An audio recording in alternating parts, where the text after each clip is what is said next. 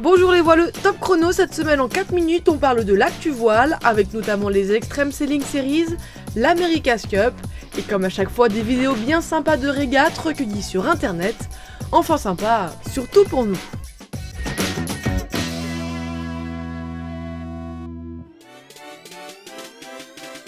Yvan Brognon et Joris Coco ont dû abandonner leur deuxième tentative de record du Tour de Corse à la voile le 14 avril.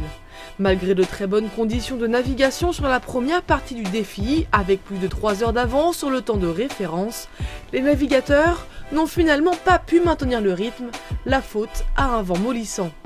Ils avaient déjà fait une première tentative le 4 avril dernier, mais avaient aussi dû abandonner suite à une déchirure de la voile au large de Calvi. Prochain objectif pour Yvan, le championnat de France intersérie de Carnac à partir du 8 mai prochain. Ça y est, ils ont enfin tranché, les tout nouveaux IMOCA auront tous une quille et un mât standard. Voilà ce qu'ont décidé à l'unanimité skipper et membres de la classe présents à l'Assemblée Générale du 19 avril. Les autres éléments du bateau devront respecter des règles touchant à la stabilité, la puissance, la largeur et les matériaux de construction. La quille comprendra désormais notamment un voile d'une seule pièce en acier forgé. Les bateaux actuels pourront toutefois continuer à naviguer en respectant la règle appliquée en 2012 ou bien décider de passer à la nouvelle jauge.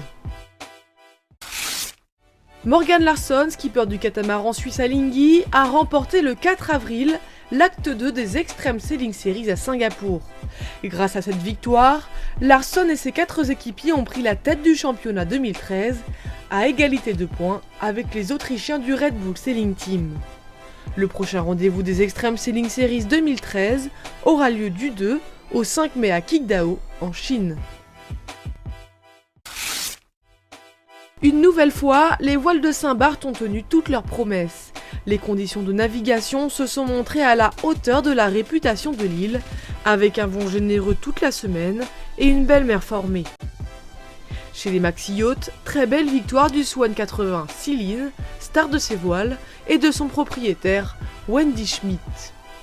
Le rideau est tombé sur les voiles de Saint-Barth 2013, mais le rendez-vous est déjà donné en 2014, du 7 au 12 avril. Les America's Cup World Series de Naples se sont achevés le 21 avril sur la victoire finale de l'équipage italien Luna Rossa pour les régates en flotte.